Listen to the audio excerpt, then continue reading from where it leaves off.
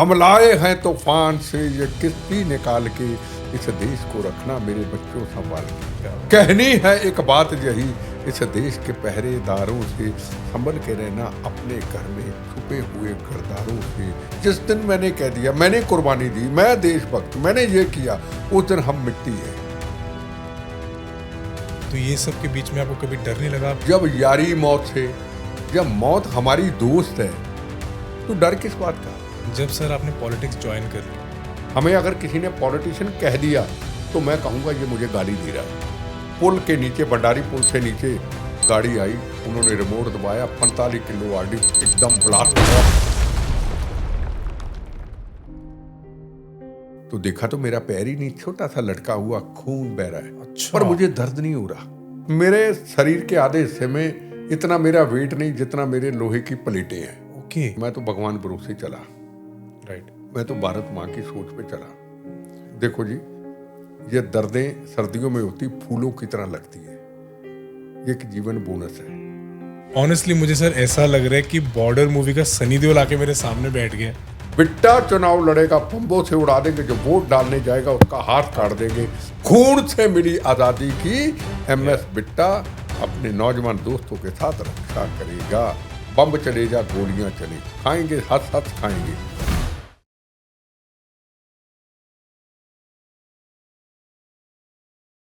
Hello दोस्तों, मेरा धर्म भारत माँ, मेरी जात वंदे मातरम।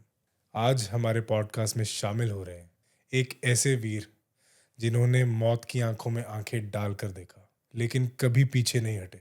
निडरता की मिसाल, एक सच्चे देशभक्त जिन पर कितने ही जानलेवा हमले हुए, पर हर बार वो और भी मजबूती से खड़े हुए। इसीलिए उन्हें सम्मान पूर्वक जिंदा शहीद भी कहा जाता है।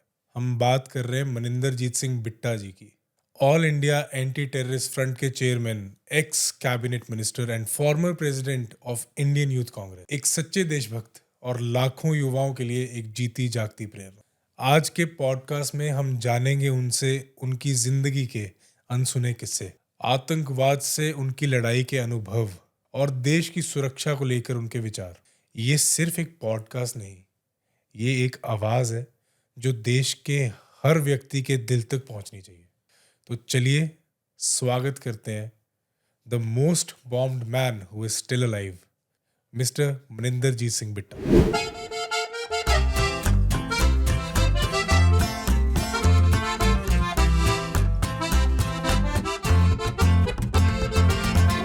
जय हिंद बिट्टा जी, वंदे मातरम। वंदे मातरम, वंदे मातरम।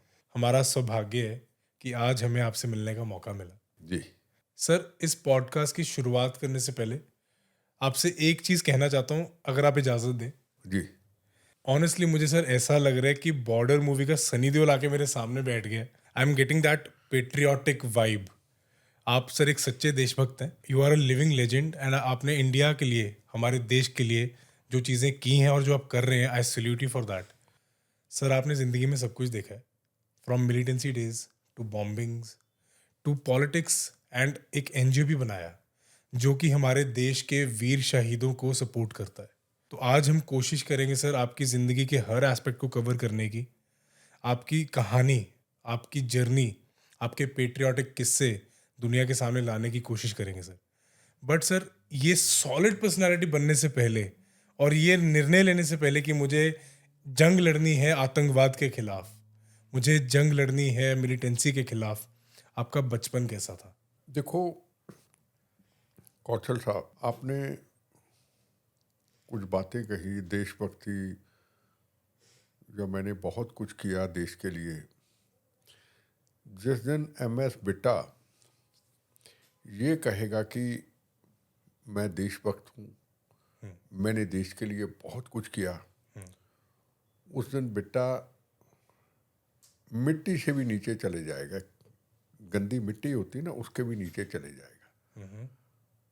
हमने जो कुछ किया, हमने नहीं किया, वो भारत माँ की कृपा थी, वो भगवान की कृपा थी, वो गुरु महाराज की कृपा थी, राइट, जिन्होंने मजलूमों के लिए सिख कौम के गठन किया था। सिख कौम सजी थी मजलूमों की रक्षा के लिए, किसी को मारने के लिए नहीं।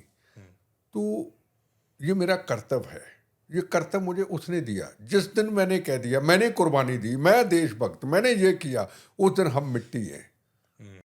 ये जीवन बोनस है। इतने हमलों से बच जाना। 70 लोग मेरे साथ, मेरे जवान मेरे साथ रास्ते में जाते हुए, स्कूल के बच्चे रास्ते में जाते हुए, आम पब्लिक, जवानों के हाथ में LMG, उनके आधे शरीरों को उड़ते हुए देखना, तो ये जीवन एक बोनस है। ये जो बोनस का जीवन है, ये मातृभूमि के चरणों में हमेशा हमेशा के लिए समर्पण है। और हमेशा भगवान के आगे मेरी यही प्रार्थना होती है, जब भी कभी बम्बों गोलियों से मौत आए, बस इतनी कृपा करना, आखिरी शब्द मेरी जबान से निकले, मेरा धर्म भारत माँ, मेरी जात वंदे मातरम, और अपने चरणों में समा लेना। बट इस पेट्रियाटिक फीलिंग की शुरुआत कहाँ से हुई कि आपको कब ऐसा रियलाइज हुआ कि यार मुझे अपने देश के लिए कुछ करना है? देखो, ये मेरी उम्र 7 साल की होगी, 6 की होगी, 8 की होगी। जहाँ मेरा घर है हरमंदर साहब, पवित्र स्थान गुरु महाराज रामदास जी का, और एक तरफ जलियांवाला बाग। मेरे ग्रैंडफादर बुजुर्ग थे। मुझे शाम को वो सैर करने जाते थे तो मुझे हाथ पकड़ के ले जाते थे। कई महीने जाते रहे। एक दिन कहा, वो दीवारों पे निशान किस चीज के हैं? उन्होंने बताया, ये जनरल डायर की गोलियों के निशान हैं, जो देश की आज़ादी मांगने वाले थे। विसाखी के दिन 1919 में उनके ऊपर गोलियां चलाई गई, हिंदू, मुसलमान, सिख, ईसाई। उसके बाद भारत की आज़ादी की नींव रखी गई। फिर हिंदू, मुसलमान, सिख, ईसाइयों के खून का तिरंगा झंडा बुना गया। फिर उन्होंने मुझे शहीद आजम भगत सिंह जी, सुभाष चंद्र बोस जी, चंद्रशेखर आज़ाद, जलियांवाला बाग की कहानियों की किताबें लागू, गथा उनकी दी। मैंने पढ़ी 2 महीना, 1 महीना, 2.5 महीने। उनका हाथ पकड़ के वो जहां गोलियों के निशान से मिट्टी को खरोचा, लाल मिट्टी, शहीदों की मिट्टी, शपथ ली, आजादी। और ये आप 7 साल के थे तब? आजादी। हिंदू, मुसलमान, सिख, ईसाइयों ने जनरल डायर की गोलियों को खा करके भारत माता को अंग्रेजों की जंजीरों से आजाद करने के लिए सीने पे गोलियां खाई। मैं इस आजादी की बड़ा होके रक्षा करूंगा। ये मेरी जिंदगी की एक शुरुआत है। ओके, तो ये आपको बेसिकली आपके दादाजी ने मेरे ग्रैंडफादर और मेरे ग्रैंडफादर के ब्रदर रघुवंश सिंह चोपड़ा, ओके, जिनको जनरल डायर की गोली लगी थी। अच्छा, वो जलियांवाला बाग इंसिडेंट में थे? वो फ्रीडम फाइटर थे। वो भी मेरे आदर्श थे। ओके। उसके बाद वक्त गुजरा, बड़े हुए, राइट, स्कूल से बड़े हुए, 9th 10th में हमने अपने मोहल्ले के नौजवानों के साथ, स्टूडेंट के साथ 26 जनवरी 15 अगस्त करने का कार्यक्रम फैसला किया। झंडा लहराते रहे। जब 26 जनवरी 15 अगस्त आए, आज़ादी के दीवानों को याद करते हुए और कवि प्रदीप लता मंगेशकर के गीत लगाते हुए, हम लाए हैं तूफान से ये किश्ती निकाल के, इस देश को रखना मेरे बच्चों संभाल के, कहनी है एक बात यही, इस देश के पहरेदारों से संभल के रहना, अपने घर में छुपे हुए गरदारों से। और लता मंगेशकर का गाना है, मेरे वतन के लोगों जरा आंख में भर लो। वो गाने लगा करते थे। वो गानों की जो एक गुनगुनाहट थी, प्यारी सी खुशबू की, वो मेरे हृदय में रहती। तो गाने हमें एक जोश देते थे। तो जब थोड़े बड़े हुए, 15 अगस्त का दिन आया आज़ादी का, हमने मनाने का फैसला किया। अंदर से भिंडरांवाले के व्यक्ति, या उनका पुलिस स्टेशन SHO थे चमन लाल, उस वक्त sub inspector Chaman Lal SHO, उनको फोन आया, तिरंगा झंडा यहाँ कोई लहराएगा तो बम्बों से उड़ा देंगे। अच्छा। SHO मेरे पास आए, कहते रास्ता बदलो। मैं कहा ना, ये हिंदू, मुसलमान, सिख, ईसाइयों के खून से बना तिरंगा झंडा है। ये खालिस्तान का झंडा नहीं है, देश विरोधी झंडा नहीं। ये भगत सिंह की फांसी के रस्से को चूमा, मेरा रंग ते बसंती चोला, राजगुरु सुखदेव, उनके खून से तिरंगा।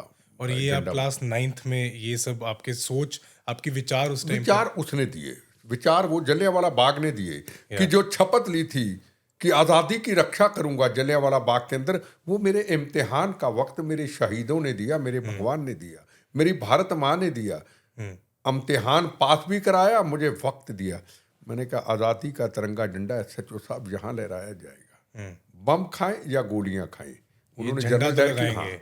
उन्होंने जनरल डायर की गोलियां खाई, हम हाँ। इनकी गोलियां खाएंगे। तिरंगे झंडे का अपमान आज़ादी के शहीदों का, भगत सिंह, राजगुरु सुखदेव, मंगल पांडे, इत्तफाकुल्ला खां, रानी झांसी, तात्या टोपे, चंद्रशेखर आजाद, लाला लाजपत राय, जलियांवाला बाग के हिंदू, मुसलमान, सिख, ईसाइयों के खून से मिली आज़ादी की एमएस बिट्टा अपने नौजवान दोस्तों के साथ रक्षा करेगा। बम चले जा गोलियां चले, खाएंगे हंस हंस खाएंगे। तो 11-12 बजे झंडा लहराना था। राइट। 5 बजे वो अंदर से हरमंदर साहब से निकलते हैं कुछ नौजवान और मेरे घर में बम फेंक देते हैं। अच्छा, ओके। बम फेंक देते, हम डर जाए।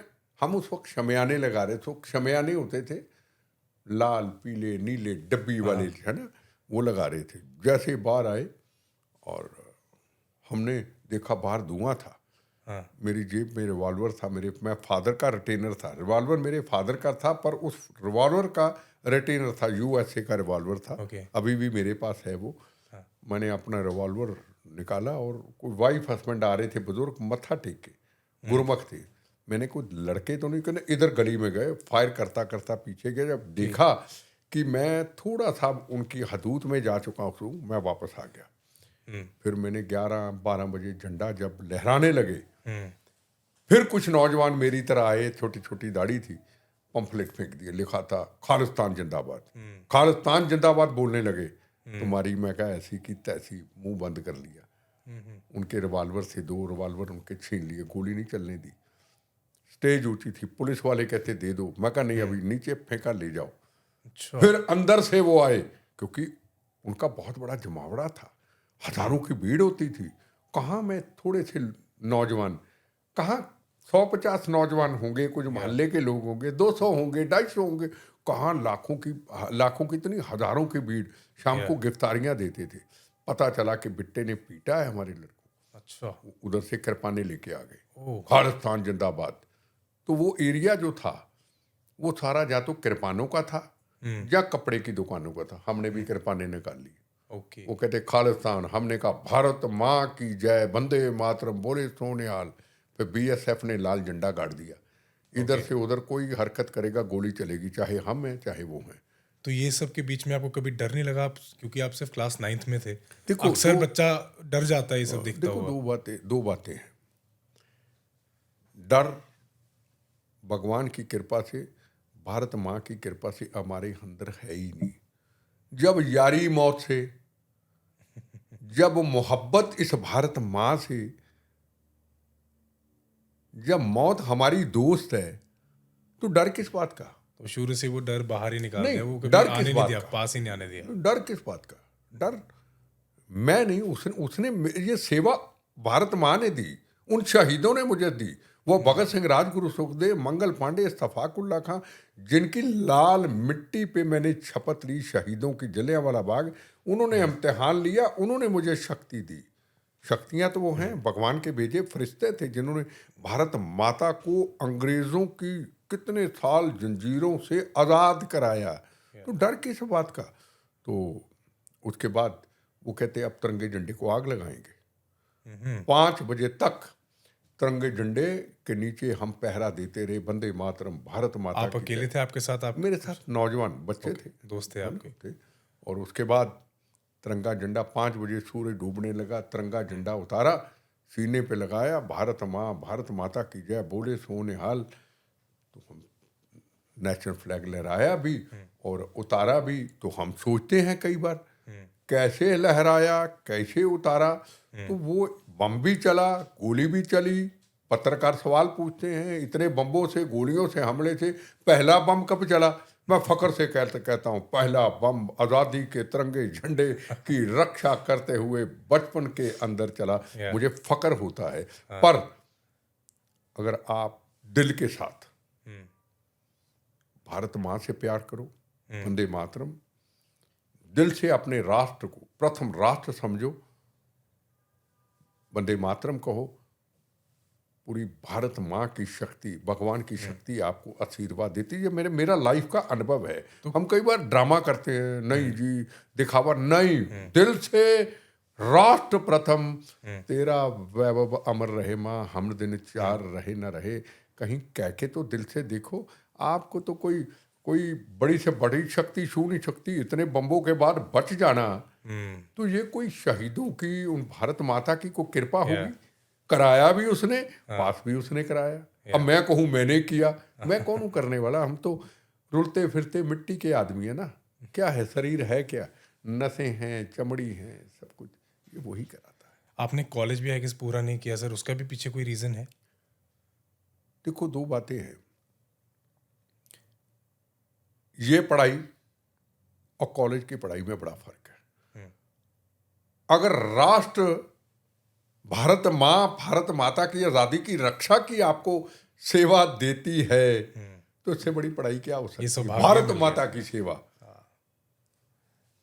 बड़ी बड़ी डिग्री ले लो, अंदर भारत माँ से प्यारी ना हो, स्वार्थ अपना हो, मैं ये बनूं, मैं वो बनूं, मैं वो बनूं। हमारा तो एक ही मकसद था, ये भारत माँ तेरे चरणों में शीश चढ़ाने आए हैं, जितनी भी अपने पास बची वो साथ चढ़ाने आए हैं, तेरे चरणों में जाना है, तेरी रक्षा करनी है। वो डिग्री लेके नहीं, हम दूसरी डिग्री लेंगे। हम तो क्या कह सकते हैं, एक किताब है, खुली किताब है। जब सर आपने पॉलिटिक्स ज्वाइन कर ली, हाँ उस टाइम पर आपको महसूस हो रहा था कि खालिस्तान मूवमेंट का कोई अंडरकरंट? हाँ, थोड़ी थोड़ी बात रह गई। भगत सिंह, राजगुरु, सुखदेव, मंगल पांडे, इत्तफाक उल्ला खां, जब जो आज़ादी के दीवाने जलियांवाला बाग के शहीद घर से निकलते थे तो कहते थे, माँ गोली सीने पे खाएंगे, भारत माँ को आज़ाद कराएंगे। मौत का कफन बांध के निकलते थे। तो आज की पॉलिटिक्स जो मैंने आंखों से देखी, माँ गोली सीने पे नहीं खाएंगे, भारत माँ को नोच नोच के खाएंगे। माँ गोली सीने पे नहीं खाएंगे, आतंकवाद का भारत को गुलाम बनाएंगे। तो मैं पॉलिटिक्स में नहीं आया था, मेरा तो मकसद था, जब पंजाब में टेररिज्म शुरू हुआ, मिशन था आपका? हाँ, जब घरों से हर माँ को पता था, तब मेरी बेटी, मेरा पति, मेरा बेटा घर से निकला है, वापस नहीं लौटेगा 5 बजे के बाद, आया या नहीं आया, तो हम तिरंगे झंडे लेके, रेड टर्बन ब्रिगेड लेके, लाल पगड़ी, वाइट निक्कर, white shirt, white boot, white जराब, हाथ में तिरंगा झंडा लेके निकलते थे गांव में जगाने के लिए। पर गांव खाली होते थे, बाहर नहीं को निकलता था। हम अपने कर्म को पूरा करके कहते थे, भारत माँ के 4 सिपाही, हिंदू मुस्लिम सिख ईसाई, भारत एक धर्म एक, प्रथम राष्ट्र, राष्ट्र प्रथम, वंदे मातरम, लोगों को जगाते थे। और जो हमारे काफले में शामिल होता था, उसको अगले दिन गोलियों का निशाना बना देते थे। तो हमने एक मूवमेंट शुरू की, हमने राजनीति नहीं की।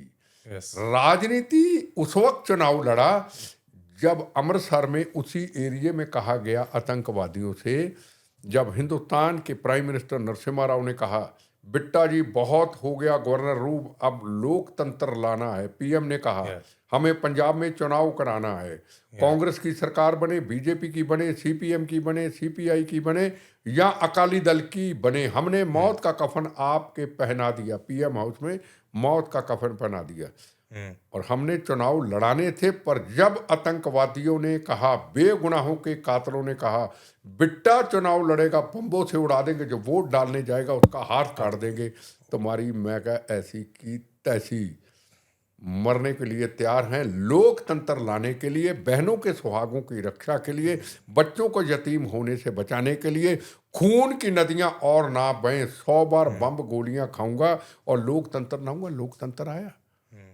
पॉलिटिक्स और राष्ट्रवाद, दो चीजों में बहुत फर्क है। आज हम पॉलिटिक्स करते हैं, हम उसके खिलाफ हैं। पॉलिटिक्स हमें अच्छी नहीं लगती, हम पॉलिटिशियन है ही नहीं। हमें अगर किसी ने पॉलिटिशियन कह दिया तो मैं कहूंगा ये मुझे गाली दे रहा है। बिना वर्दी के फौजी थे आप? एक फौजी मौत का कफन बांध करके, वर्दी उसकी मौत का कफन होता है। हिंदू हो, मुसलमानों, सिख, ईसाई हो, आप उसकी तरफ देखो, वो मौत का कफन बांध करके भारत माता की सीमाओं की रक्षा करता है। हमने बगैर वर्दी से सेवा कर ली, हम भी एक सिपाही थे, पर हमारे से सख्त ड्यूटी फौजी की थी, पुलिस की थी, एक सिपाही से भी नीचे थे। उसका झोला उठाने के लायक भी हम नहीं थे, उसके चरणों की धूल भी हम नहीं थे। तो हमें सेवा मिली, हमने उस सेवा को पूरा किया।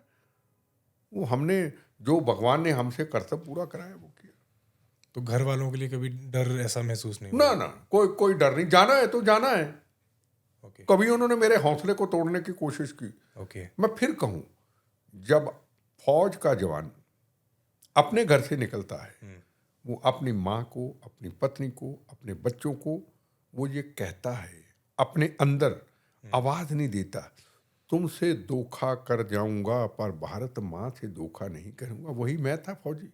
अगर आम लोगों की हम बात करें तो उनमें एक दहशत का माहौल था, तो वो उससे बचने के लिए क्या क्या कर रहे थे? देखो, उस वक्त ये माहौल था, परिवार के किसी मेंबर को नहीं पता था 5 बजे के अगर घर वापस नहीं आया तो वो गोलियों का निशाना बन गया। ट्रेनों से निकाल करके 50-50 हिंदुओं को, सिख भाइयों को छोड़ दिया जाता था। जिस सरदार के सिर पे पगड़ी नहीं थी, थाड़ थाड़ गोलियां मार के मैंने ट्रेनों, बसों से खून, पेट्रोल डीजल नहीं, खून तपकते देखा है। मैंने पुलिस स्टेशन के अंदर में डेड बॉडी पे डेड बॉडी, बच्चों तक, औरत तक, आदमी तक खून से लथपथ, बेटे बकरियों की तरह जैसे काटा जाता है, मैंने देखी है। देश की गंदी राजनीति ने पंजाब को खून के हवाले कर दिया, खून की नदियां बहा दी। ब्लू स्टार ऑपरेशन हुआ, 84 के दंगे हुए, 36,000 बेगुनाहों का कत्लेआम हुआ, 19,000 बेगुनाहों का कत्लेआम हुआ। आज सोशल मीडिया, सारा नहीं, चंद सोशल मीडिया आज पंजाब को बर्बादी की तरफ लेके जा रहा है। वो दौर खत्म हुआ, वो लेके जा रहा है। क्या रीजंस थे, क्या फैक्टर्स थे जिस कारण पंजाब में ऐसा माहौल बन गया? 2 बातें थी। हमने हंसता खेलता पंजाब देखा। हमने दोपहर के दिनों में, गर्मियों के दिनों में ट्रैक्टर चलते हुए छन छन करता सड़कों पे ठंडा चलता हुआ पानी देखा। हमने चमड़े के मास्क से पानी ऐसे गर्मियों में अपनी सड़कों पे छिड़कते हुए देखा। हमने वाघा बॉर्डर के पास इंडियन वुलन मिल, प्रताप स्टील मिल देखी, ओसियम मिल देखी। हमने बटाला रोड पे बड़ी बड़ी इंडस्ट्री देखी, बड़ा बड़ा व्यापारी आता रहा। सवाल सबसे बड़ा ये था, देश की गंदी राजनीति। जब हिंदुस्तान की गंदी पॉलिटिक्स ने एक भिंडरावाला तैयार कर दिया।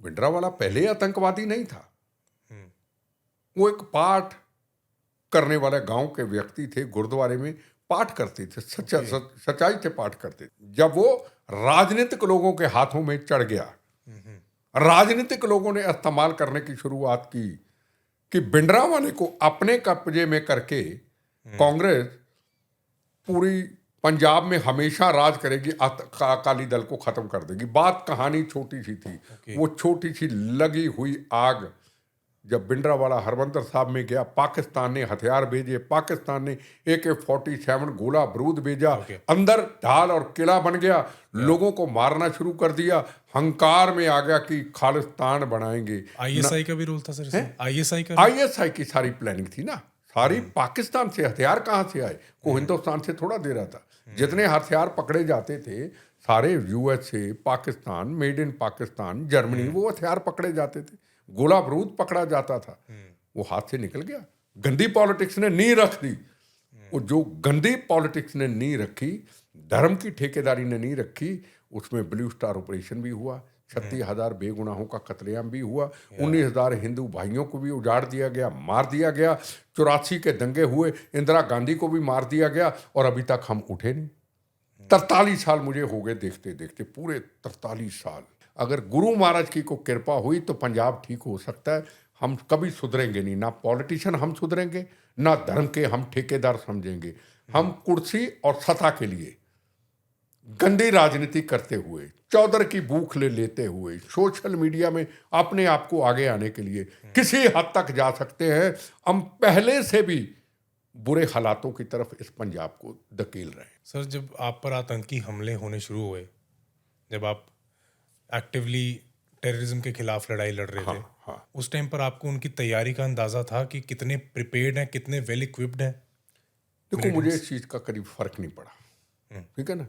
हाँ, मुझे इतना याद है जो आपको बताया, जो बिट्टा चुनाव लड़ेगा, बम्बों से उड़ा देंगे, को वोट डालने जाएगा उसको हाथ काट देंगे। जब हमारा कर्म ही राष्ट्र है, जब हमारा ये मिशन ही बहनों के सुहागों की रक्षा करना है, बच्चों को यतीम होने से बचाना है, खून की नदियां बह रही हैं, वो नहीं होने देनी है, सिख कौम गुरु महाराज ने, हिंद की चादर ने मजलूमों की रक्षा के लिए, गुरु गोविंद सिंह कलगीधर महाराज बच्चों ने, साहबजादों ने नीयों में चनवा दिया गया, जंग में शहीद हुए मजलूमों की रक्षा के लिए। जब हमारा कर्म धर्म ही सिख कौम का मानवता की रक्षा करना था, तो फिर कौन सी प्लानिंग हम ये सोचते अब ये करेंगे अब वो करेंगे, हमने की। हमें जब ब्लास्ट हुआ अमृतसर के अंदर मिनिस्टर बनने के बाद, हाँ जी सर।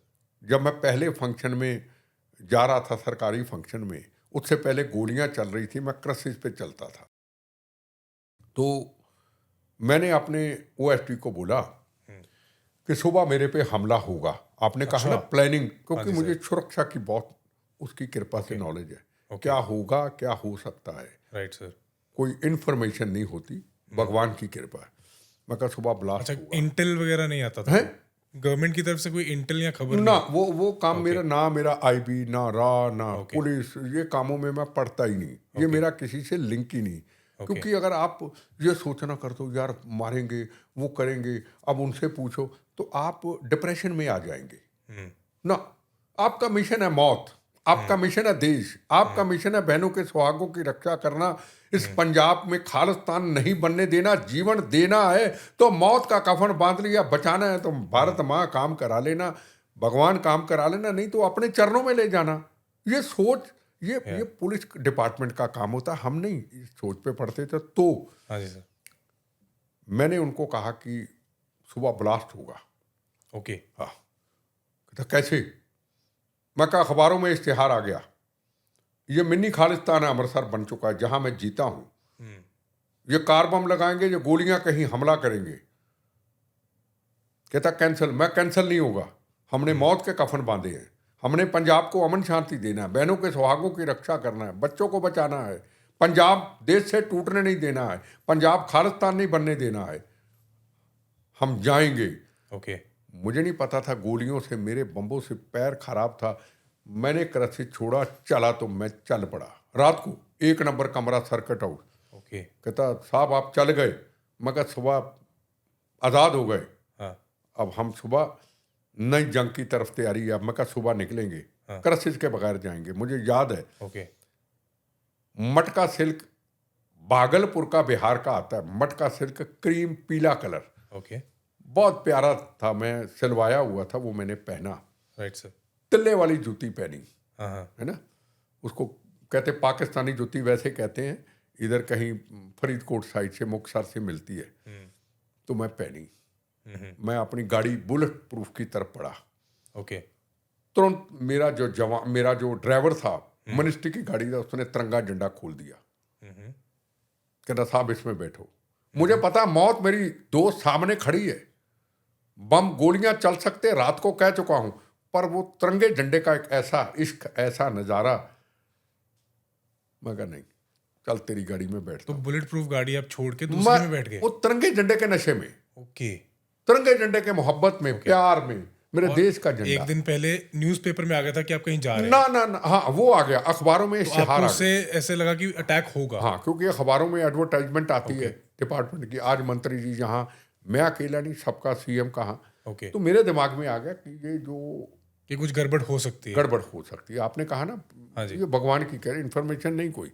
ओके। तो जैसे मैं बैठा उस गाड़ी में, मेरे साथ मेरे ऑफिसर बैठे, जैसे गाड़ियों का काफिला चला, आगे वाइट रंग की जिप्सी थी, लाल झंडा था, हिल रहा था ऐसे, हूटर बज रहा था। मैं क्या हूटर मरवाएगा, अंदर आवाज आई हूटर मरवाएगा, और उनको अलर्ट कर देगा भी आ गया, कोई आ रहा है। आ गया, या बिट्टा आ गया। मेरा ख्याल मोबाइल, उस वक्त मोबाइल नहीं थे। तो जैसे पुल के नीचे, भंडारी पुल से नीचे गाड़ी आई, उन्होंने रिमोट दबाया, 45 किलो आरडी एकदम ब्लास्ट हुआ, और मेरे आगे जो सीआरपी का जवान, जैसे फौज वाले नहीं खड़े होते ऐसे ऐसे, उसकी गन के टुकड़े होते देखे, जवान के 3 जवान थे, टुकड़े होते देखे। स्कूल में बच्चे जा रहे थे, छोटे छोटे बच्चे, उस बच्चों को तारों में लटकते हुए देखा, घोड़ों को तारों में लटकते हुए देखा, किसी का पैर, किसी आदमी को सिर ऊपर, टांग कहाँ, ऐसे सब तरफ एक खून ही खून देखा, जलियांवाला बाग की तरह खून था। जब नीचे उतरा तो मैंने देखा कि मैंने, हाँ, जब ब्लास्ट हुआ हल्के से मेरे दर्द हुई, मैं कहा बच गए भाई, बच गए भाई, इतना मैंने कहा। ओके। जब नीचे उतरा तो देखा तो मेरा पैर ही नहीं, छोटा सा लटका हुआ, खून बह रहा है, अच्छा। पर मुझे दर्द नहीं हो रहा। ओके। मैं ललकारे मार रहा हूँ, मेरा ड्राइवर वही ललकारे मार रहा है जो ओके। गाड़ी का था।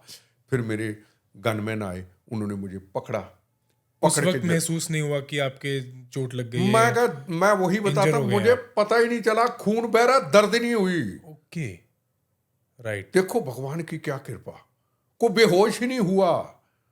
राइट। भारत माँ की कितनी कृपा, वंदे मातरम की कितनी बड़ी कृपा, कितनी Right. बड़ी शक्ति।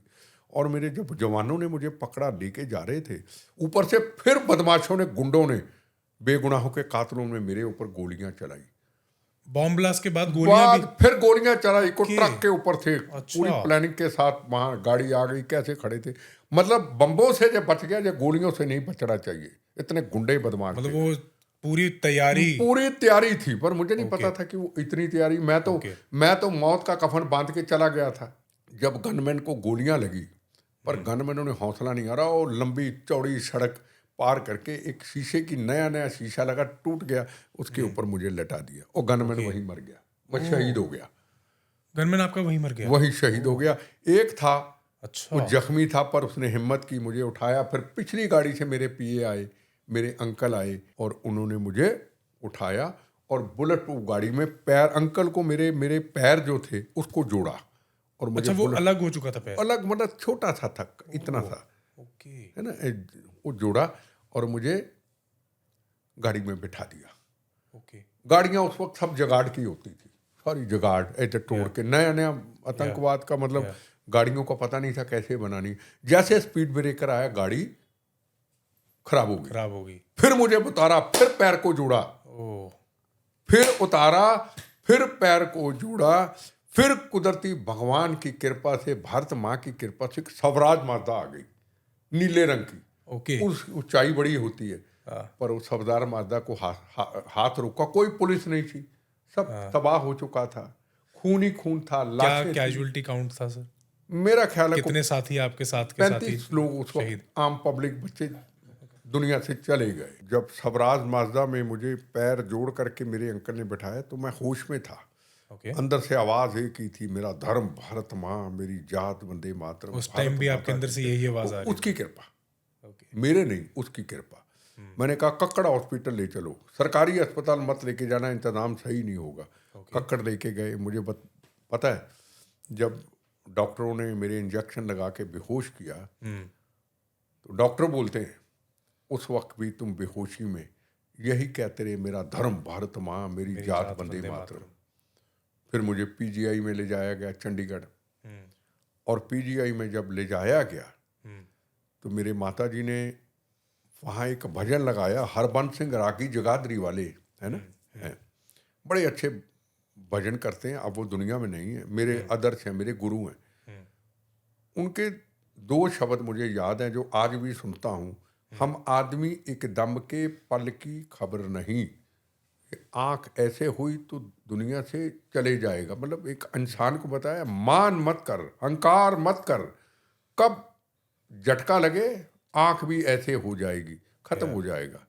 पाप ना कर बंदिया, पाप ना कर बंदिया, किसी की बददुआ मत लेना, किसी का दिल मत दुखाना। उनकी व्याख्या इतनी सरल थी। मैं धार्मिक नहीं था, पर मेरी माँ धार्मिक थी। गुरु अमरदास जी, गुरु रामदास जी के ससुर, उनके 14वें वंश से मेरी माँ, माता कवलजीत कौर जी, है ना, तो वो धार्मिक थी। उन्होंने भजन लगा दिए, मैं सुनता रहा। मुझे 1.5 महीने बाद समझ आया इसका मतलब क्या है। फिर चीफ मिनिस्टर बेअंत सिंह हाल पूछने आते थे। मैंने कहा सरदार जी मेरे डिपार्टमेंट ले लो, अच्छा, मुझे नहीं चाहिए, मुझे विदाउट पोर्टफोलियो कर दो। ओके। ये नहीं बताया कारण क्या था। कहते पीएम से बात करो। प्राइम मिनिस्टर नरसिम्हा राव जी ने बोला बिट्टा को और 2 डिपार्टमेंट दो। वो मुझे बहुत प्यार करते थे, बच्चों की तरह मानते थे। उनका फ़ोन हाल पूछने के लिए आता है। मैंने कहा पापा जी मैं मेरे डिपार्टमेंट ले लो। कहता 2 और नहीं दिए चीफ मिनिस्टर साहब ने? मैं कहा नहीं, मैं ठीक नहीं हूँ। उनको कहानी अंदर की ना बताई। मन में एक विचार है, बड़ा छोटा सा विचार, आप हैरान होंगे। हाँ जी। मगर तेरे पास कोई भी आता है सबको खुश किए जा रहा है। एक आदमी पठानकोट में को लगा है, वो कहता है मुझे बठिंडा में कर दो, राजस्थान के बॉर्डर पे कर दो। मैंने उसको खुश कर दिया, उसका घर वहां है। एक को बठिंडा बॉर्डर, राजस्थान से बॉर्डर से उखाड़ करके मैं पठानकोट जम्मू बॉर्डर पे फेंक देता हूं। किसी की माँ का इलाज चलता है, किसी के पिता का इलाज चलता है, किसी के बच्चे पढ़ते हैं, किसी की पत्नी पढ़ाती है। तू पापी क्यों बन रहा है यार? बड़ा छोटा सा विचार, बड़ा नहीं। उस दिन के बाद राजनीति को छोड़ दिया। वो हरबंस सिंह जगाधरी वाले, अच्छा, राजनीति छोड़ दी उसके मैं बाद? छोड़ दी। यूथ कांग्रेस का प्रेसिडेंट रहा। अच्छा। फिर उसके बाद मैं सब कुछ छोड़ दिया, मतलब जवानी में पूरा छोड़ दिया। और जब मैंने पहली बार शपथ ली गवर्नर हाउस में, मैंने चीफ मिनिस्टर, मेरे बहुत बड़े डिपार्टमेंट देने वाले, मैं कहा सरदार जी मैं अभी अनाड़ी हूँ, मैं इतना बेसमझ हूँ, नया नया सरकार है, मुझे बड़ा छोटा सा डिपार्टमेंट देना, बड़ा छोटा सा। वो बड़ा कहते मैं तुम्हें बड़ा दे रहा हूँ। मैं कहा सरदार जी को गलती हो जाएगी, सीएम साहब को बोला। हाँ। तो उन्होंने सबसे छोटा जो एक डिपार्टमेंट था वो मुझे पब्लिक हेल्थ दिया। Okay. और फिर जब नरसिम्हा राव जी को, फिर उन्होंने कहा विदाउट पोर्टफोलियो तो नहीं, आपको टूरिज्म कॉर्पोरेशन देते जिसका चाय का कप भी अपने पैसे से पीना पड़ता था। मुझे मतलब इस चीज़ का शौक नहीं था। मुझे डिपार्टमेंट मिले, मेरा था कि मैं देश के लिए काम करूं। तो मैं अपनी राजनीति को, हरबंस सिंह जगाधरी वाले, हम आदमी दम के पल की खबर नहीं, पाप ना कर बंदिया बददुआ नहीं किसी की लेनी। हम आज तो पॉलिटिशियन बददुआओं के ढेर ले रहे हैं, अपनी पूरी जोड़ी भर रहे हैं। इस किस्से के बाद आपने पॉलिटिक्स को बाय बाय बोल दिया, छोड़ दिया? पॉलिटिक्स तो मैं पहले भी नहीं करता था, है ना। मतलब पर जो ओहदा था आपका वो और जो एक जिम्मेदारी थी, ओके, मिनिस्टर तो मैं रहा, पर उसमें जिम्मेदारी कोई नहीं थी, किसी को दुख पहुंचाने वाला काम नहीं था। फिर मैं इंडियन यूथ कांग्रेस का प्रेसिडेंट बना। फिर इंडियन यूथ कांग्रेस का प्रेसिडेंट बना। पाकिस्तान से रोज हमले होते थे, कभी बॉम्बे में हमला, कभी पंजाब में हमले, कभी टेररिज्म। तो फिर मैं यूथ कांग्रेस का प्रेसिडेंट बना के फिर चला गया पाकिस्तान, वाघा बॉर्डर। 1.5 लाख की भीड़ इकट्ठी करके तिरंगे झंडे पकड़ करके, आज तो दूरी है ना, उस वक्त तो ये आप बैठे हैं, ये मैं हूँ, ये मेरी गाड़ी खड़ी है और पीछे नेशनल फ्लैग और पाकिस्तान का, पाकिस्तान वालों तुम्हारी ऐसी की तैसी। उन्होंने हमारे बीएसएफ के रेंजरों को बोला, अगर बिट्टा गाड़ी देगा, बिट्टा बुरा कहेगा बेनजीर भुट्टो को, तो हम गोली चलाएंगे, रॉकेट लॉन्चर चलाएंगे। बीएसएफ ने मुझे बोला, मैं माइक पकड़ा, मैं कहा पाकिस्तान वालों तुम्हारी ऐसी की तैसी। आप तो वो बॉर्डर गदर पिक्चर की बात करते, ये स्टोरी अलग है। मैं कहा पाकिस्तान वालों, ये लोहे का गेट तोड़ के 1.5 लाख की भीड़, हिंदू मुसलमान सिख ईसाइयों के खून से बने तिरंगे झंडे को लेके, भारत माँ की जय बोलते हुए, वंदे मातरम बोलते हुए तेरे लाहौर में घुस जाएंगे, तेरी गोलियां खत्म हो जाएंगी पाकिस्तान। फिर चले गए जम्मू कश्मीर बॉर्डर, 50,000 की भीड़। फिर चले गए कच्छ बॉर्डर, 1.5 लाख की भीड़। फिर चले गए हम गंगानगर बॉर्डर पाकिस्तान का, वहाँ 25-30 हज़ार की भीड़। इनके चने चबा दिए पाकिस्तान की। वो भारत माँ ने अपन से काम कराया। ये पॉलिटिक्स थी हमारी। बट सर उस टाइम, वापस थोड़ा पीछे जाएंगे, बॉम्ब ब्लास्ट पर वापस आएंगे थोड़ा सा। जब ये बॉम्ब ब्लास्ट हुआ, was this the deadliest attack on you? आप मानते हैं कि सबसे डेडलीस्ट अटैक था यहाँ पे? ये अटैक के बाद आपने, क्योंकि पॉलिटिक्स को जो आपका ओहदा था आपने छोड़ दिया, तो कहीं ना कहीं उसी टाइम के अराउंड, उससे थोड़े साल पहले इंदिरा गांधी जी की भी असैसिनेशन हुई थी। हाँ, तो वो भी उनके गार्ड्स ने की थी। कहीं ना कहीं आपके माइंड में भी शक है, क्योंकि आप पे बार बार अटैक्स हो रहे थे कि मैं अपने गार्ड्स के भी। ना दो बातें। ये विचार मुझे फलाना मारेगा फलाना, ये तो मेरी किताब में था ही नहीं। राजनीति मैंने की नहीं, मेरा मकसद ही देश था। जब मैंने शपथ ली तो मैंने कह दिया कि मुझे कोई डिपार्टमेंट बड़ा मत देना, छोटा देना। तो जब बम ब्लास्ट हुए, मैं कहा मेरे डिपार्टमेंट पर ले लो और मुझे ऐसे रहने दो, मैं देश की सेवा वैसे ही कर लूंगा, मैं ऐसी सेवा कर लूंगा, मेरी सुरक्षा रहेगी, मैं अपना काम करता रहूंगा। खैर उन्होंने एक डिपार्टमेंट दे दिया। फिर मैं यूथ कांग्रेस का प्रेसिडेंट बना। 1 साल के बाद फिर वहां पहुंच गए वो कार बम लेके। फिर वहां 40 किलो RDX लगा दिया। दिल्ली में। वहां भी 35 से ज़्यादा लोग शहीद हुए। मतलब उन्होंने को कसर छोड़ी नहीं। फिर जब मैं नहीं मरता, ये कौन से साल में हुआ? ये 93 में, 92 अमृतसर, 93 में, 92 अमृतसर में हुआ। मैं कहता जी आपको क्या बताऊं, आज अगर मैं सोचता हूँ मैं जिंदा कैसे हूँ Yeah. इस बोनस की ज़िंदगी के अंदर। कौन किससे मिला हुआ था, कौन क्या था, मुझे इस चीज़ की समझ नहीं थी। हमने Yeah. तो मौत के कफन बांध के निकल रहे थे। हमने किसी टेररिस्ट को नहीं मारा है, लोग सोचते होंगे मारा है। हमने तो गुरु महाराज की सोच पे चलते हुए आवाज को AK-47 बना के लड़े। आवाज को कोई कह दे मैंने किसी को मारा हो, मैं गला काट के जमीन पे रख दूंगा। हमने सिर्फ गुरु महाराज की सोच, मानवता की रक्षा, बहनों के सुहागों की रक्षा, Yeah. हम उस सोच पे चलते रहे। आपके एक किस्सा और सुना सर हमने, कोई अमृतसर की ही बात है आई गेस। उस टाइम आप कहीं जा रहे थे एंड आपकी नज़र एक गाड़ी पर पड़ी एंड आपको ऐसा लगा कि उसके अंदर शायद मिलिटेंट्स हैं। तो उस कहानी के बारे में थोड़ा सा सर प्लीज वो हमें बताइए। मैं क्या था कि मैं दिल्ली से आ रहा था, मेरे पास Okay. मारुति कार थी, एक नंबर था, 101 या एक नंबर था। ओके। तो उस वक्त GT रोड पे जाना खतरे से खाली नहीं था। हम्म। पर हमारी क्या आदत होती, को मिले तो सही, तू एक चलाएगा, 4-5 चला देंगे। 2 गनमैन मेरे पास होते थे। ओके। मतलब मौत का तो डर था ही था नहीं। ही नहीं। तुम 10 होंगे, हम 2 होंगे, कोई बात नहीं, शहीद ही कहलाएंगे। तुम 10 चला रहे हो, हम 2 चलाएंगे, 2 तो ठोकोगे, राइट। हमें तो मार दोगे ना। वो सोच जो आपने की ना, वो मेरे अंदर थी नहीं। अरे यार रात का वक्त, यार रात का वक्त, अरे ये तो आतंकवादियों का पूरा। तो जब मैं पहुंचा, मेरा ख्याल है ब्यास के आगे कोई जगह थी, राइट। माना वाले के पहले। ओके। जब मैं पहुंचा तो दूर से देखा कि काले कपड़ों में 4-5 नई AK-47 लिश्कती खड़े हैं। ओके। अच्छा, ये गाड़ी के अंदर बैठे थे? ना खड़े थे। खड़े थे। उसको सड़कें छोटी होती थी, वो कच्चा सड़क, जैसे एक ट्रक ऐसे लगा हुआ था। राइट। दिमाग में आया कोई ढाबा होगा, खाना खाने वाला होगा, हाँ। है ना। तो दूसरा, हमें कोई डर भी खौफ नहीं था। या। इतने में पीछे से एक कमिश्नर कॉरपोरेशन थे, मिस्टर केसर, ओके। केसर साहब, सरदार जी थे, उनकी गाड़ी निकली। वो जलंधर डिवीजन के कमिश्नर थे। हाँ। ओके। उनकी गाड़ी हमारे आगे से निकली, वो आगे, उनकी लाइट ने हमें बताया। ओह। तो एक मेरा गनमैन गाड़ी चला रहा था, उसकी गन मेरे पास थी। अच्छा। एक गनमैन आगे था, मैं कहा हवाई फायर कर। ओके। उसके हुआ नहीं, मैंने मुक्का मारा, अच्छा। हवाई फायर कर। फिर मैंने वही अपने गनमैन की AK-47 जो ड्राइवर चला रहा था, मैंने उनकी तरफ तो नहीं, वो तो थोड़ी, क्योंकि आगे गाड़ी आ गई थी, थर थर थर थर थर थर, मैं फायरिंग शुरू कर दी। ओके। उनके पहले फायरिंग से मैंने की, फिर मेरे पास बार गनमैन ने की, ओके। सीधी हवा में थर थर थर थर। हाँ। मैगजीन खत्म हो गया, उनको पता चल गया भी ये पूरी तैयारी में है, वो भाग गए। अच्छा।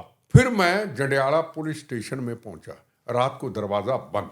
ओके। दरवाजा खोले कोई ना, क्योंकि टेररिज्म का खौफ था, हमें तो डर था नहीं। खैर बड़ा शोर मचाया, उन्होंने दरवाजा खोला, अंदर गए। फिर एक मिस्टर शर्मा होते थे, SSP, बड़े बढ़िया जबरदस्त आदमी थे। उनको फोन किया, कहते बेटा जी जाना मत, हम आ रहे हैं। वो माल मंडी थे, कहीं टेररिस्टों के इंटरोगेशन कर रहे होंगे। वो आगे कहते बेटा जी कहाँ था, हमारे साथ चलो। वो मैं कहा जी अब तो मैं हुआ है, अब आप चलो ना, मैं तो अपना काम कर दिया जो कर। नहीं, मैं चला गया। मुझे उन्होंने बैठाया गाड़ी में, ओके। है ना। फिर उन्होंने अपना ऑपरेशन शुरू किया, उधर से गोली, इधर से गोली। अच्छा। फिर मैंने उनको कहा, उनके आदमी को, यार मुझे गन तो दे दो, आप तो मुकाबले में लग गए, अब मुझे पास तो अकेला कुछ भी गाड़ी नहीं में है। जब कोई आ गया तो मुझे को हथियार तो दे दो, मैं फायर तो करूं। खैर उन्होंने फिर मुझे गाड़ी से भिजवा दिया। फिर गोलियां इनकी चलती रही। सुबह शायद 2-3 टेररिस्ट जो थे वो उसमें मारे गए। ओके। तो ये चीज़ें आम थी। फिर एक मेजर सिंह नाम का एक टेररिस्ट था, उन्होंने कहा यार एक ट्रक के अंदर बम लगाते हैं। Okay. 100 kilo RDX, 100 kilo, 200 kilo, 100 kilo, अरे 45 तो लगा ही चुके थे। 45 लगा चुके थे। अब ट्रक करते हैं, मैं भी मरता हूँ, इसके काफरे में ठोकते हैं। ओके। वो अच्छा। पकड़े जाते हैं, है राइट। ना। DGP साहब का मुझे नाम याद नहीं, उनका मुझे फोन आता है भाई आप कहीं जाना मत, है ना। हाँ। तो कई ऐसे चांस हुए। कांग्रेस भवन में खद्दर के कपड़ों में किसी ने आना था, मैंने जाना था, उमड़ बम बन के आया था, वो पहले ही पकड़े गए। तो कई पकड़े गए, मतलब इतने अलग अलग तरीके लोग मैं अपना रहे, वो मिलिटेंट्स अपना कई रहे थे। 100 बार होंगे जो रिकॉर्ड में, को पकड़े गए। ओके। किसी का रिमोट नहीं चला, कभी मेरा रास्ता बदला गया, आप कभी मैं घर से नहीं निकला। अपने आप को बचाने के लिए भी मतलब आप रूट चेंज करते थे? उस वक्त रूट चेंज करना ना करना, जब रात के आपने जो माना वाले की रात को निकल, कौन सा रूट था वही था। हाँ। ये अपनी खोपड़ी में था नहीं। अच्छा। मौत अपनी यार थी और भारत माँ तिरंगे झंडे से इश्क था। ये शहीद तो होने के लिए रेडी। नहीं, जब मौत आपकी यार है, हाँ। प्लानिंग पुलिस वाले करें, हाँ। मैं किस बात की प्लानिंग करूं? मैं तो भारत माँ की सोच पे निकला था, मैं तो मजलूमों की रक्षा के लिए निकला था, मैं तो अपने गुरु महाराज के संदेश पे बहनों के सुहागों की रक्षा के लिए निकला था। मौत से तो यारी कर रही, अब बच गए उसकी कृपा, बोनस जो आप कहते हैं। बोनस है। अब दिमाग इधर भी लगे, दिमाग उधर भी लगे तो आप तो डिप्रेशन में आ जाएंगे ना। डिप्रेशन तो हमारी जिंदगी में कोई था ही नहीं। ये सेवा उसी ने दी, ये भारत माँ ने दी, Right. ये गुरु महाराज ने दी, हम उनको पूरा किया। अब को मैंने ये किया, मैंने ऐसा किया, मैं हूं कौन? टूटा सा शरीर, शरीर में पूरा लोहा है, बोल लेता हूँ, चल लेता हूँ। वो बम इधर भी आ सकता था, बम इधर भी आ सकता था, नीचे ही खत्म हो गया। मेरे शरीर के आधे हिस्से में इतना मेरा वेट नहीं जितना मेरे लोहे की प्लेटें हैं। ओके। इतना मेरा वेट ही नहीं जितनी प्लेटें हैं। तो लाइफ में मुश्किलात आते हैं सर डेली रूटीन में? देखो जी, ये दर्दें सर्दियों में होती फूलों की तरह लगती है, रात की रानी की खुशबू की तरह खुशबू आती है, गुलाब के फूलों की तरह लगती है। ये कर्तव्य है, ये एहसान नहीं है। पर हाँ, दर्द उस वक्त बहुत ज़्यादा होती है जब मेरे सिख भाई सिर पे सुंदर दस्तार, खुली दाढ़ी करके तिरंगे झंडू, मुसलमान सिख ईसाइयों के भगत सिंह के खून से बना हुआ तिरंगा झंडा जब उसके पैरों के ऊपर रोते हैं, खेलते हैं, फुटबॉल बना करके उस तिरंगे झंडे से खेलते हैं, मंदिरों पे हमले करते हैं, भारत माँ को गाली देते हैं, भगत सिंह को आतंकवादी कहते हैं, फिर बहुत दर्द होती है। फिर दर्द बर्दाश्त नहीं होती जब 26 तारीख को लाल किला के अंदर कुर्बानी ऐसा लगता है कि वेस्ट जा रही है। कुर्बानियों का मजाक उड़ाया जा रहा है। उन्होंने अपने कर्तव्य पूरा कर लिया, वो चले गए। हमला ए तूफान से किश्ती निकाल के देश को रखना बच्चों संभाल के। हम तो बच्चे थे, हम तो उनके रास्ते से उलट चले गए। कभी 26 जनवरी को किसान आंदोलन के नाम पे तिरंगे झंडे का अपमान, खालिस्तान जिंदाबाद के नारे, कभी पंजाब के अंदर सिंधु बॉर्डर के अंदर निहंग सिंह का पवित्र बाना पा के सुंदर दस्तार पहन के शरीर के टुकड़े टुकड़े कर देने, कभी फगवाड़ा के अंदर निहंग सिंह का पवित्र बाना पा के गुरु सिक्खी का पवित्र उसका अपमान करते हो, बाहर से हिंदू लड़के को ले जाके अंदर काट देते हो, मीडिया में आने के लिए, सोशल मीडिया में छाने के लिए, कभी पट्टी के अंदर 2 हिंदू भाइयों को निकाल के आप उनको कृपानों से मार देते हो, कभी लुधियाना के अंदर निहंग सिंह का पवित्र बाना पा के किसी सिर पे। ये हमारे गुरु महाराज ने नहीं सिखाया था। कौन बोलेगा इनके खिलाफ? ये बदमाश तलवानी है क्या? ये अपना रूप तलवानी का करना चाहते हैं। ये पंजाब के लोग बोलते नहीं है, इनको तकलीफ होती है, ये डरते हैं। बिट्टा नहीं डरता, मैं इनकी असलियत जानता हूँ। ये इनका है क्या, ये आप देख चुके हैं सब। अरे इनकी नस नस जानता हूँ, कहाँ से इनको फंडिंग आती है, क्यों ये धरने देते हैं। मौत के सौदागरों को कहते हैं बंदी सिख, जिन्होंने 36,000 बेगुनाहों का कत्लेआम किया उसको कहते हैं बंदी सिख। अरे बंदी सिख तो गुरु महाराज के जमाने के थे, आप गुरु महाराज का मुकाबला करने लग गए। कितना सुंदर पहरावा, दाढ़ी, हम तो खैर पापी, सुंदर दाढ़ी, सुंदर पगड़ी, और अंदर कर्म इनके चंद लोगों के, गुंडों के, बदमाशों के, तलबानियों के भी नहीं है। वापस सर थोड़ा आपके अटैक्स पर आते हैं। जब दिल्ली में अटैक हुआ, आप पर बॉम्ब ब्लास्ट हुआ, तो उसकी एक बड़ी फैसिनेटिंग सी कहानी है। उस अटैक से एक दिन पहले आपकी सिक्योरिटी विड्रॉ की गई थी। देखो, तो कोई उसका कनेक्शन है बीच में? मैं बताऊं, जो मेरे पे हमले हुए इसमें जिम्मेदार पॉलिटिशियन भी थे जिनके टेररिस्टों से संबंध थे। आपने कहा प्लानिंग में नहीं, मैं तो भगवान भरोसे चला। राइट। मैं तो भारत माँ की सोच पे चला। ये चीज़ें बाद में सामने आई। 1 महीने से ये टेररिस्ट जनपद होटल में मेरी रेकी कर रहे थे मेरे ऑफिस के बाहर। अच्छा। और पंजाब के पुलिस अधिकारियों ने दिल्ली में कह दिया था पुलिस को हमला होगा, ओके, बम चलेंगे। तो ये इंटेल आ गया था, ये जो दिल्ली में बताया। ओके। मुझे इंटेलिजेंस, मुझे ITBP के कमांडो मिले। 15 दिन में मिले और 15 दिन में हट गए। ओके। पर मैं नया प्रेसिडेंट बना, मुझे दिल्ली का सिस्टम नहीं पता था। ओके। जैसे ना पंजाब में 2 ले लो, 4 ले लो, 5 ले लो, 10 ले लो, कोई दिक्कत नहीं। दिल्ली का सिस्टम था कि दिल्ली की सुरक्षा रिव्यू कमेटी बैठती, वो फैसला करती है। मुझे इसकी समझ नहीं थी। तो मैंने वहाँ पुलिस ऑफिसर को फ़ोन किया जब मेरी सुरक्षा विड्रा की चिट्ठी आई। आरपी सिंह थे, चंडीगढ़ भी डीजी रहे। मैं कहा मेरी सुरक्षा ऐसी, कहता पंजाब से भी फ़ोन आया है। मैं कहा हाँ मुझे भी फ़ोन आया, ध्यान रखना। कहता मैं कुछ नहीं कर सकता, आप होम मिनिस्ट्री में बात कीजिए। ठीक है, मैं ऐसा करता हूँ, आपको खतरा है, मैं कह दूंगा बिट्टा जी को अभी लेटर नहीं मिला, ओके, तो आप अभी एक आधे दिन रख लो, सिक्योरिटी अपने पास रखो।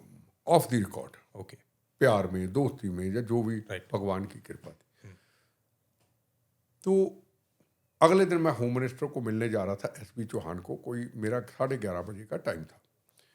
जैसे मैं तैयार होकर निकला तो बाहर कम से कम 500-600 लोगों की भीड़ थी, और वहीं 40 किलो का आरडीएक्स बम कार में मेरी ओके, दफ्तर के बाहर था। अच्छा, ओके, किसी ने चेक नहीं किया, जबकि मैं पहले वहाँ के डीसीपी धर्मेंद्र कुमार थे, एसीपी बल्ला थे, बुला के कह दिया था कि मेरे ऊपर बम चल सकता है, सुरक्षा व्यवस्था ठीक नहीं। मैं उन्हें पहले कह दिया, जैसे कहा ना मुझे आभास हो गया था। आ गया। वो बड़ा आसान है यार, पार्लियामेंट पास है, ये टैक्सी स्टैंड है, इधर को कार बम लगा देगा यार, देख लो यार। मैं तो यही क्या, मैं रोता तो हूँ नहीं सुरक्षा के लिए, हाय मर गया, हाय लुट गया, मैं क्या, मैं तो वो अपना तो कभी था ही नहीं ना। था ही नहीं, मिशन था।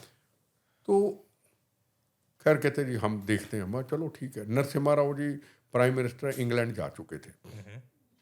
जैसे मैं गया तो एकदम मेरा पी आया, कहता जी आपका टाइम थोड़ा सा 1.5 घंटा आगे हो गया। ओके, पर बार 500-600 आदमियों के, उसमें को कर्मों वाला भगवान का आदमी होगा, हाँ, किसी पे भगवान की कृपा होगी, उन्होंने बचना होगा।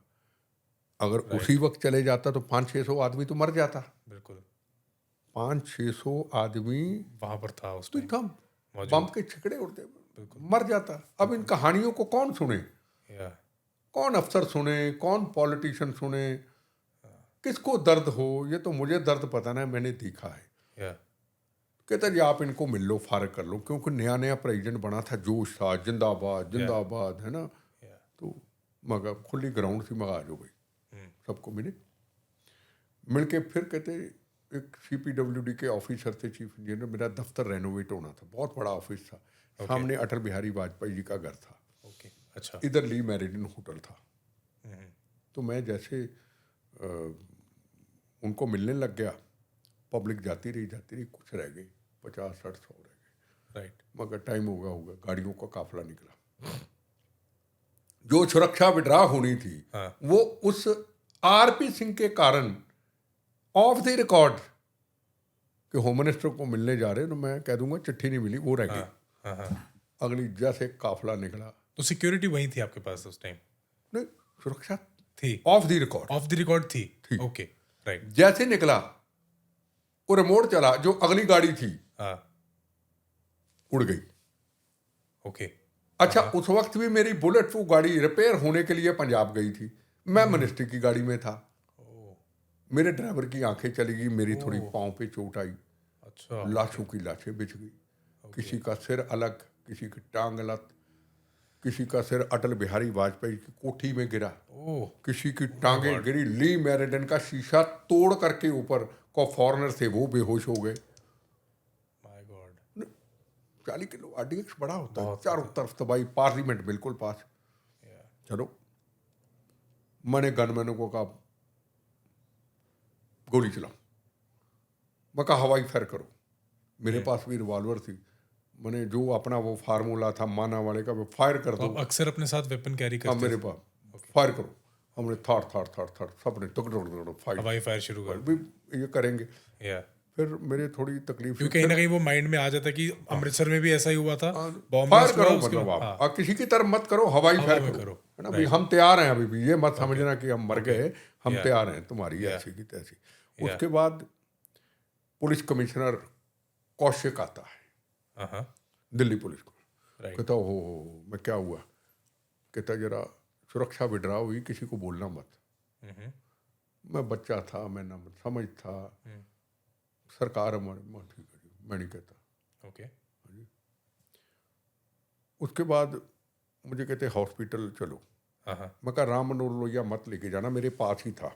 हाँ, मैं कहा राम मनोहर लोहिया हॉस्पिटल ले गए, इन्होंने गुंडे बदमाशों ने वहाँ बम लगाया होगा। तो मैं कहा वहाँ मत लेके जाना, मेरे भगवान की कृपा थी। मैं कहा ऑल इंडिया मेडिकल ले लो, ऑल इंडिया मेडिकल पट्टी पुट्टी कराई, जो कराना कराया। मैं कहा अब निकलो निकलो, अब हम निकल गए। फिर मुझे अगले दिन जाना था हिमाचल में, वीरभद्र सिंह और सुखराम की लड़ाई थी। प्राइम मिनिस्टर मेरी ड्यूटी लगाई हुई थी कि इन दोनों को इकट्ठा करके यूथ कांग्रेस के रैली में बुलाना है कुल्लू में। मैं ठीक है। तो मेरे पास KPS गिल आते हैं, कहते जाना है? मैं कहा जरूर जाना है। कहता कोई नुकसान? मैं कहा जाऊँगा। पंजाब गवर्नमेंट का प्लेन आता है, प्लेन में मैं जाता हूँ कुल्लू मनाली में और रैली करता हूँ। अगले दिन रैली, ये बम चला, अटैक हुआ, उसके अगले दिन रैली। रैली के बाद चंडीगढ़ आता हूँ। ओके। जैसे चंडीगढ़ आता हूँ, चंडीगढ़ से रात को फिर मैं कहता हूँ दिल्ली चलो, मेरी आदत थी। अच्छा। दिल्ली चलो भैया, काम था। अब ITBP वालों ने मना कर दिया जी, ऊपर से आदेश है होम मिनिस्ट्री का, हम रात में सफर नहीं कर सकते, ना आपको करने देंगे। ओके। ठीक है, कोई बात नहीं। तो मेरी गाड़ियां, मिनिस्ट्री की गाड़ी और बुलेट प्रूफ गाड़ी निकल गई। अच्छा। सुबह मुझे प्लेन में लेना था। ओके। सुबह मुझे प्लेन में लेना था। देखा गरोंडा के पास मेरी जो BP गाड़ी थी, किसी ने मुझे लगता है कार बम लगा दिया कि इसमें मैंने सफ़र करना था। वो वहाँ गाड़ी आग से सुहा हो गई। वो भी ब्लास्ट हो गया? ब्लास्ट हुआ, सुहा हो गई, मिला ही कुछ नहीं। सिर्फ मेरे अच्छा। ड्राइवरों का आइडेंटिटी कार्ड प्लास्टिक का मिला। उसमें मेरी गन भी थी, कार्बाइन थी, मेरे कपड़े थे। एक मेरा लड़का था नोनी, उसने गाड़ी में जाना था, तो मेरी वाइफ ने रोक लिया कि बेटा साहब के बैग पे ना, तू उनके साथ जाना, है ना। वो उसकी किस्मत अच्छी, बच गया। ड्राइवर गनमैन, बड़ा पुराना गनमैन, वो तबाह हो, खत्म हो गए। जब मैं एयरपोर्ट पहुंचा, गाड़ियाँ नहीं आई, गाड़ियाँ नहीं आई। मैं कहा आ जाएंगी, पता नहीं कैसे, याद नहीं। उस वक्त मैं अपने ऑफिस पहुंचा, गाड़ियाँ आई नहीं। 2, 3, 4, 5 बज गए। फिर मेरे पास आए दिनकर गुप्ता, ओके, जो अभी NIA में रहे, पंजाब के DGP रहे। हाँ जी। वो कहने लगे बेटा जी आपकी गाड़ियाँ पहुंची नहीं, ये कार्ड मिले हैं, गाड़ी सुहा थी। वो गाड़ी मेरे ड्राइवरों की वर्दी जब देखी, वो गाड़ी बम्बों से उड़ गई। अच्छा। ठीक। तो कहने का मतलब है, ये जिंदगी की कहानी बड़ी जाको अजीब है। रखे साइयां मार सके ना कोई। हाँ, जो भी भगवान की कृपा है। देखो, पीड़ा मुझे इस चीज़ की है कि मैं भगवान को कई बार कहता हूँ कि मैं भी बम्बों से अपने जवानों के साथ दुनिया से चले जाता। मैं गंदी राजनीति ना देखता, मैं जालिम लोग ना देखता, मैं खुली खुली इतनी सुंदर दाढ़ी, सुंदर दस्तारें, गुरु महाराज का अपमान करने वाले, देश को तोड़ने वाले ना मैं देखता। पर नहीं, मुझे लगता है भगवान ने, गुरु महाराज ने, भारत माता ने कहा है कि चले जाता थोड़ा दिखेगा, जीते जी ये तमाशा देख के आना। 36,000 लोगों का कत्लेआम करने वाले, गुरु महाराज की मर्यादा को तोड़ने वाले, सिख कौम का अपमान करने वाले, सिखी स्वरूप पहन के सिख कौम को बदनाम करने वाले, ये सुधरेंगे नहीं। 36,000 लोगों का खून बहाने के बाद, बहनों के सुहाग उजाड़ने के बाद, तो देख के आना। वो मैं देख रहा हूँ, मैं अच्छा भी देख रहा हूँ, मैं बुरा भी देख रहा हूँ। ऑफिशियली 15 से ज़्यादा टैक्स रजिस्टर हो चुके हैं आप पे। सबसे पहली बार आपका मिलिटेंट्स के साथ आमना सामना कब हुआ था?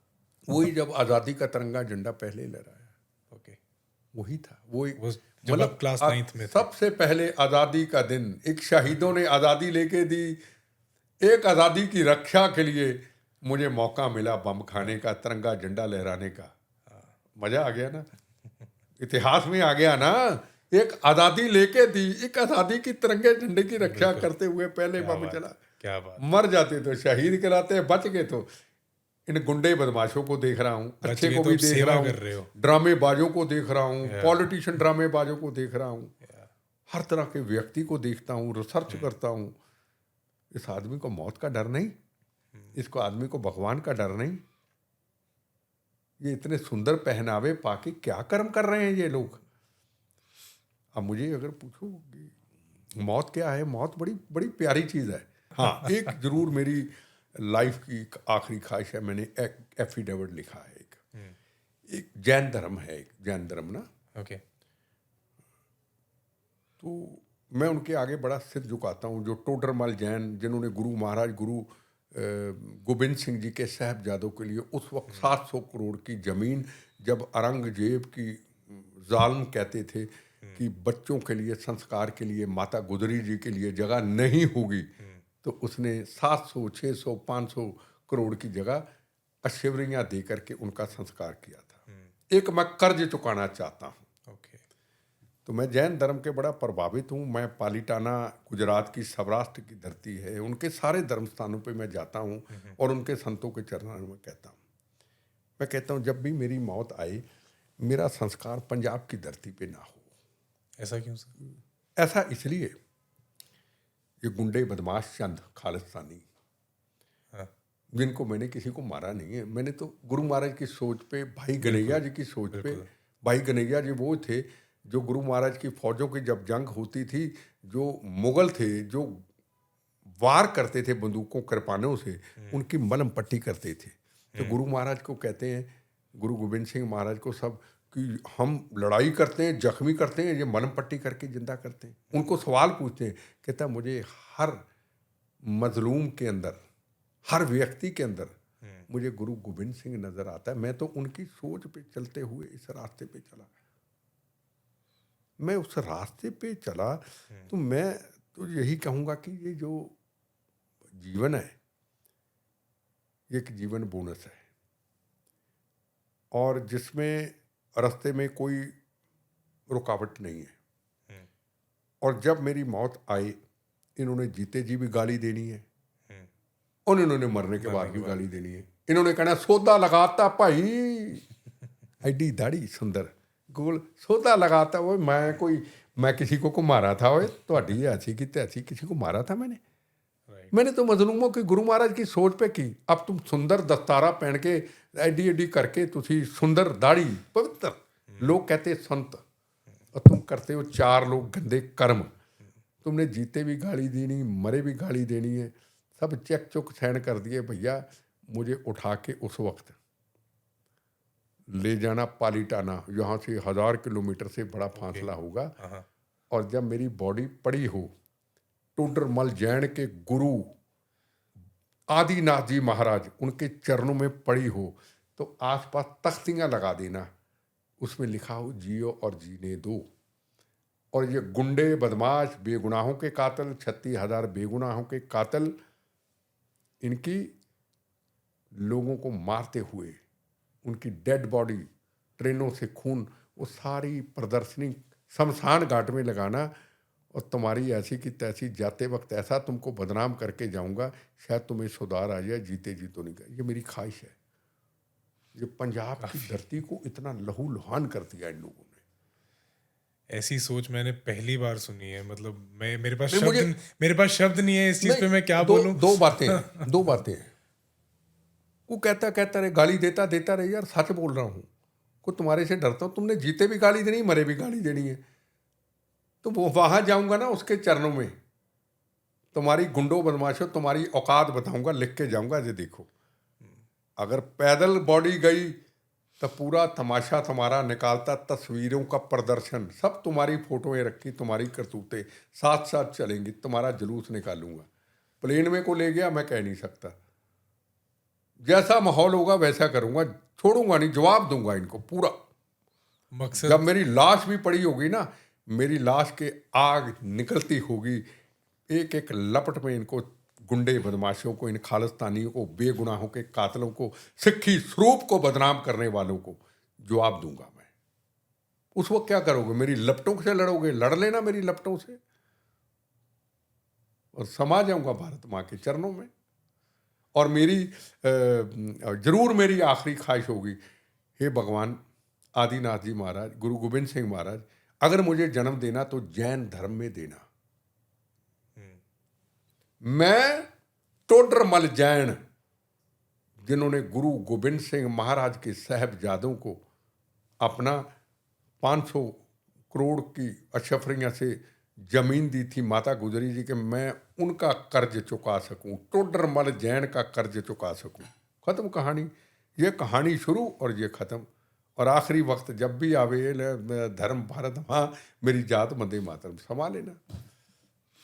सर इसी सोच को बढ़ावा देने के लिए और इसी आपकी जंग को मजबूत करने के लिए आपने एक एनजीओ भी स्टार्ट किया था साल 2000 में। देखो वो मेरी अब जंग नहीं है। अब मेरी जंग थी शहीद परिवारों को हम कैसे, या उनके परिवारों को, उनकी बेटियों को, बच्चों को एजुकेशन कैसे दे पाए। वो उसी का कोर मिशन क्या है आपके एनजीओ का? वो आपकी संस्था हमने का? किया था। जब ओके। कोई नहीं करता था हमने 5-5 लाख की राशि की थी। कारगिल के युद्ध के वक्त हाँ, ओके। संघर्ष किया, सरकारों को जगाया, सरकारों ने पेट्रोल पंप दिए, पार्लियामेंट के शहीदों को गैस एजेंसियां दी, उनको फाइनेंशियली मदद की हमने। सरकारों को जब सरकार देती थी 50,000, 70,000, 1 लाख, हम 5-5 देते थे, फंक्शन करते थे। मीडिया मदद करता था। ओके। पूरे देश राइट के सर। दुनिया में भारतीय जो है वो अब 1 crore central government, 1 crore state government. बस अब उनके ओके। बच्चों को भी देखा जाता है, नौकरी भी मिलती है। कोई सरकार हो उनकी देख रेख करती, हमारी जिम्मेदारी कम है। हम बच्चों को यूनिवर्सिटी, कॉलेज, पूरे देश में सोशल फंक्शनों में अपनी जो जिंदगी की एक कहानी है वो बताते हैं कि बच्चों जो कुछ भी बनो प्रथम राष्ट्र रखना, राष्ट्र का नाम ऊंचा हो, राष्ट्र के लिए हमेशा खड़े रहना और देश से प्यार करना। ये बच्चों को हम एक देशभक्ति का जज्बा पैदा करने की मेरा जो लाइफ का अनुभव है मैं उनको वेलफेयर बताता हूं। ऑर्गेनाइजेशन, वेलफेयर हाँ, ऑर्गेनाइजेशन। मैं उनका करता हूँ। मेरी जंग नहीं है, मेरी जंग किससे? पुलिस है, पुलिस अपना तो काम जो करे। हमारे भारत के वीर जवान जो शहीद होते हैं वो सारे परिवार मेरे टच में। आज मैं बताया ना, सबको सेटल कर दिया। अब हमें उनका फिक्र नहीं है। ओके। अब हम स्कूल, कॉलेज, यूनिवर्सिटी के अंदर जाते हैं। ओके, वहां पर जागरूकता हाँ, बच्चों लोगों को भगत सिंह जी की कहानियां सुनाते हैं, चंद्रशेखर आजाद जी की सुनाते हैं, जलियांवाला बाग की वो सुनाते हैं। जज्बा उनके अंदर भी हाँ, जगाना। जो भी अपनी जिंदगी का अनुभव बताते हैं राइट। कि राष्ट्र ही प्रथम है ना। तो वो हमारा मिशन है, हम उसको पूरा करते हैं। ये बोनस की जिंदगी। सर अभी कुछ टाइम से ना वापस पंजाब में फिर से अटैक्स होने शुरू हो गए हैं, ग्रेनेड अटैक्स हो रहे हैं पुलिस स्टेशंस पे। इस चीज़ पे कुछ आपका कहना है कि? मैं आपको एक चीज़ जो मेरी लाइफ का अनुभव है जो बता रहा हूँ, जो पंजाब का माहौल बता रहा हूँ। हम पंजाब को खतरनाक माहौल में ले आए हैं। हम छोड़िए पाकिस्तान फलाना, ये गैंगस्टर गूंगस्टर छोड़िए, ये छोटी चीज़ें हैं। हम हैं जिम्मेदार, हम पॉलिटिशियन जिम्मेदार है, हम धर्म के ठेकेदार जिम्मेदार है। हर चीज़ पुलिस पे छोड़ोगे आप। ओके, या जब सोशल मीडिया पंजाब का, चंद सोशल मीडिया, घर घर सोशल मीडिया आग लगाने का काम करता, कौन आग को बुझाएगा? पहले तो पॉलिटिशियन धर्म के, अब सोशल मीडिया बीच में जुड़ गया। में घुस गया है। पंजाब तो निकल गया ना, हाथ से नहीं मैं कहता निकल गया। पंजाब तो हमने, पॉलिटिशियनों ने, हमने धर्म के ठेकेदारों ने पहले भी बर्बाद किया। अब सोशल मीडिया के चंद लोग बीच में घुस गए और चौधर की भूख। और पुलिस अधिकारी अपनी जिम्मेदारी से दूर चले गए। कौन पुलिस अधिकारी काम करेगा? जिन्होंने उस वक्त काम किया उनको जेलों में डाल दिया, जेलों में डाल दिया। उनकी जिंदगी खराब कर दी। अब उनको पूछने वाला नहीं। उनके केस चल रहे हैं। जिन्होंने मारा उनको योधे सोशल मीडिया ने बता दिया। अब आपने मेरे से सवाल पूछे। हाँ जी। हर चीज राष्ट्र थी, हर चीज अमन शांति थी। ये है इंटरव्यू। अगर यही इंटरव्यू आप ये ले, मैंने तो फलानी बैंक डकैती की थी, मैंने तो 10 लोगों को मारा था, तो हमसे बच्चे क्या सीखेंगे? कहते हम भी मारेंगे जी। बिल्कुल। जिम्मेदारी पूछने वाले की जिम्मेदारी है ना। ये सवाल और प्रश्न है। सवाल सही होना जरूरी है। बैक इन दोज डेज जब टेररिज्म, मिलिटेंसी बहुत पीक पर थी, उस टाइम पर पंजाब के नौजवान ने अच्छे ब्राइट फ्यूचर्स को ना अपनाते हुए वेपन्स को अपनाया। डू यू थिंक वो ब्रेन वॉश किया गया था? ब्रेन वॉश है। जब भिंडरावाला मंजी साहब में भाषण देते थे तो छोटे छोटे लड़के, 18 साल की उम्र क्या होती है? क्या होती है 18 साल की? सिख कौम को खतरा। खुद भी गए, हरमंदर साहब भी डेरी पवित्र करा दिया। अपने आप को योधे कहने वाले, है ना, हरमंदर साहब को अपने शरीरों को बचाते किला बना लिया और पंजाब के माओ के लाल भी मरवा डाले। जिनको समझ नहीं थी। समझ तो नहीं आज भी उसी उसी जगह पे खड़े हैं। अगर आप पवित्र सिख होते, आप हरमंदर साहब छोड़ करके फौज के पास आते। बिल्कुल। लो जी, मैं आ गया, पर मेरे गुरु महाराज का पवित्र हरमंदर साहब स्थान है, इसको कंकर ना लगे, मैं मर जाऊं तो मर जाऊं। अरे आपने तो उसको किला बना दिया यार। लोग कहते संत, लोग कहते योधे। ओए हरमंदर साहब को किला बनाने वाले योधे कैसे बन सकते भाई? को बोलने वाला ही नहीं, को बोलने वाला ही नहीं। बोलने वाला नहीं। मैं अगर भिंडरावाले की जगह पे होता तो, फौज बाहर आती तो, टाइम देती तो बाहर आता, मगर मेरा शरीर, शरीर पे इतनी गोलियां मारना कि मेरे शरीर की नस ना बचे, पर मेरे गुरु रामदास जी का पवित्र स्थान जहाँ हिंदू मुसलमान सिख ईसाई नमस्तक होता, उसको एक कंकर भी ना लगे, एक छरा भी ना लगे, मेरे शरीर का सब कुछ खत्म कर, नस भी ना बचे। और तुम लोग काहे के योधे हुए? तुमने अपने शरीरों को बचाते बचाते गुरुद्वारा साहब को डेरी बना दिया, किला बना दिया। और मूर्ख ये चंद लोग, डफर डफर कहूंगा, जिनको अकल ही नहीं, जो कहते गुरु ग्रंथ साहब को हम बड़ा प्यार करते हैं। तुम्हारे गुरु, हमारे गुरु ग्रंथ साहब का तो अपमान कर दिया इन्होंने, और ऐसी जनरेशन तबाह की, आज तक हम उठे नहीं। एक तरफ आप थे 14-15 साल की उम्र में जो झंडे से प्यार कर रहे थे और इस जिद में थे कि मैं झंडा लहराऊंगा। दूसरी तरफ एक ये नौजवान था जो वेपन को उठा रहा था। ये बेसिकली दिखाता है कि कितने अलग नहीं, माइंडसेट थे दो उस टाइम पे। चीजें देखो, हो सकता है ये भगवान की माँ बाप के संस्कार थे। मैं तो हरमंदर साहब में ही रहता था ना, उनकी हिम्मत से हुआ। नौजवानों में देशभक्ति का जज्बा कहीं ना कहीं कम हो रहा है या बढ़ रहा है? नहीं देखो, पंजाब में तो है नहीं, है ना। ये ना तो यहाँ को वंदे मातरम बोले, ना भारत माता की जय बोले।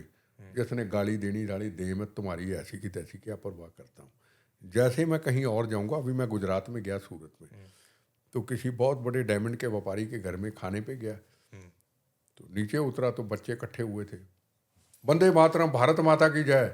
इधर आदमी थे गाड़ी में, भारत माता की जय। वाह। किसी शादी में गया, रात को गाने चल रहे हैं वहाँ पे, खुशियों की शादी थी। मुझे देख के मेरा रंग ते बसंती चोला, दिल दिया जहाँ भी देंगे, है वतन तेरे लिए, भारत माता की। अरे शादी में लग रहे। 7 तारीख को गया बॉम्बे के अंदर, रात को। That is the aura you carry नहीं, सर। आपको मैं देखकर और वो जज्बा आ मैं जाता नहीं है। कह सकता, लोगों का जज्बा ना, लोगों का जज्बा, वही कह ये पंजाब में थोड़ा है। पंजाब में फुकरे फुकरे ऐ मुच्छे खड़ियां, पग्गां वड्डियां, ऐ सुंदर, है नहीं। गड्डियां जो 2 पुलिस दियां गड्डियां, पायलट स्कॉट, गनमैन दरवाजा खोल रहे हैं, पिछे गीत चल रहा है, शेर बब्बर आगे, लख लाना था फुकरे हो ਤੁਹਾਡਾ। जाओ सीखना तो जाके पंजाब से बाहर सीखो। बिल्कुल। शादी में जाते, भारत माता की जय, गीत लगने शुरू हो जाते हैं। एक समुंदर का किनारा, ये एक समुंदर का किनारा, दूसरा पंजाब पता ही नहीं। जो सोच है, जिसने गाली देनी दो तुम्हारी ऐसी की तैसी, मेरे साथ चलो, मैं तुम्हें हिंदुस्तान खिलता हुआ फूल दिखाता हूँ। ये तो हिंदुस्तान में जाते ही नहीं चंद लोग। ऑस्ट्रेलिया चले जाओ, कनाडा चले जाओ, अमेरिका चले जाओ, यूके चले जाओ, कहीं और चले जाओ, जर्मनी चले जाओ, ओ हिंदुस्तान देखो, ये हिंदुस्तान देखो, हिंदुस्तान फूलों का गुलदस्ता देखो। लोगों को समझो, मैं लोगों से सीखता हूँ। मैं फौरन तो नहीं जा सकता, मुझे पता मार देंगे, मैं नहीं जाता। अपने देश में मरूंगा ना, इस भारत माँ की मिट्टी पे मरूंगा ना। मार देना, बाहर तो नहीं मरता। मैं हिंदुस्तान का कोना कोना देखता हूँ। कहाँ तमिलनाडु, कहाँ व्यापार, कहाँ कर्नाटका, कहाँ आपका सूरत। सुबह नई सोच की तरफ व्यापारी निकलता है, नया कुछ करना है। यहाँ सोच गया मैं तो धरना लगाऊंगा, मैं तो धरना लगाऊंगा। बायोपिक बन रही है सर आप पे, कौन सा एक्टर आपका किरदार निभा रहा देखो, है? इसके बारे में अभी सीक्रेट है, कुछ नहीं कह अच्छा। सकता। ये वक्त आएगा तो जरूर ठीक है। पता चलेगा। यूथ के लिए कोई मैसेज? यूथ को मैं क्या मैसेज दूँ? यही कहूँगा कि अपने शहीदों को याद रखें, जिन्होंने देश के लिए, आज़ादी की रक्षा के लिए, हमारे जवानों ने आज़ादी दिलाने के लिए, शहीद आज़म भगत सिंह, राजगुरु सुखदेव, मंगल पांडे, इस्तफाकुल्ला खां, सुभाष चंद्र बोस, रानी झांसी, क्यों कुर्बानियाँ दी, क्यों खून बहाया, उनके खून से तिरंगा झंडा क्यों बना। हम उनकी आज़ादी की रक्षा करें। भारत के वीर जवानों के लिए एक मैसेज सर। भारत के वीर जवानों को मैं क्या कहूँ, वो उनको कुछ कहने के लिए मेरे पास कुछ नहीं। वो तो आपको बताया, जब घर से निकलता अपने परिवार को छोड़ के निकलता है, उसके लिए भारत माता की रक्षाती है और रहेगी। वो यही हमेशा कहता है, इस मुल्क की सरहद को कोई छू नहीं सकता, इस मुल्क की सरहद की निगाह बान है आँखें। उसके अंदर से एक ही आवाज़ निकलती है, और एक निकलती है उनकी आवाज़ एक शाम चिरागों में सजा रखी है, शर्त लोगों ने हवाओं में लगा रखी है, अंजाम की भी हम परवाह नहीं करते, जान हमने भी हथेली पे उठा रखी है। वो तो हमारे आदर्श हैं, हम उनको क्या कहें, हमने उनसे सीखना है। वो वर्दी में फौजी हैं, हम बगैर वर्दी में फौजी हैं। हमें तो उनका बैग भी उठाना पड़े, हमें तो उनके जूते भी साफ करने, हम खुशकिस्मत होंगे। हम उनको कहने वाले कौन हैं? दुनिया आपको एक और नाम से जानती है सर, जिंदा शहीद। इस नाम की क्या इम्पोर्टेंस है? देखो ना, मैं जिंदा हूँ, मैं शहीद हूँ, मैं तो बोनस की ज़िंदगी का व्यक्ति हूँ। ये नरसिम्हा राव जी ने मुझे लाल किला में इतने अच्छा, बम ओके चलने के बाद अवार्ड दिया था, जिंदा शहीद। ओके कोई जिंदा शहीद कहता है, कोई आयरन मैन कहता है, कोई बुलेट प्रूफ बिट्टा कहता है। ओके। ये सबकी सोच है। बिट्टा मर चुका है, बिट्टा जीता है, एक बोनस की ज़िंदगी में जीता है। Thank you. Vande Mataram. Vande thank you so much sir. चलो, थैंक यू। आपके जज्बे और आपकी सोच को मेरा सलाम है। वंदे मातरम। आई होप कि जितना इंस्पायर मैं आपकी कहानी सुनकर हुआ हूँ, उतना ही ये सेम मैसेज हमारी सारी ऑडियंस को भी जाए। Vande Mataram sir, thank you for taking out time. Thank you. It's an honour, thank you. तो दोस्तों, आज का ये पॉडकास्ट सिर्फ एक मुलाकात नहीं, एक मिसाल थी देशभक्ति, निडरता और बलिदान की। मनिंदरजीत सिंह बिट्टा जी की कहानी से हमने ये सीखा कि एक सच्चा देशभक्त सिर्फ अपने शब्दों से नहीं, पर अपनी हर सांस में अपने देश के लिए जीता है। आतंकवाद के खिलाफ लड़ाई सिर्फ उनकी जिम्मेदारी नहीं है, बल्कि हर एक भारतीय की है। अगर ये बातें आपके दिल को छू गई, तो इसे अपने तक ना रखिए, अपने दोस्तों, अपने परिवार वालों के साथ भी इस पॉडकास्ट को शेयर करिए। हमारी एक छोटी सी कोशिश किसी इंसान के मन में एक नया जज्बा जगा सकती है। मैं अनिरुद्ध कौशल, आपका होस्ट, आज के लिए आपसे विदा लेता हूँ, लेकिन एक नए इंसान और एक नई अनोखी कहानी के साथ नेक्स्ट संडे फिर से मिलेंगे। Take care. वंदे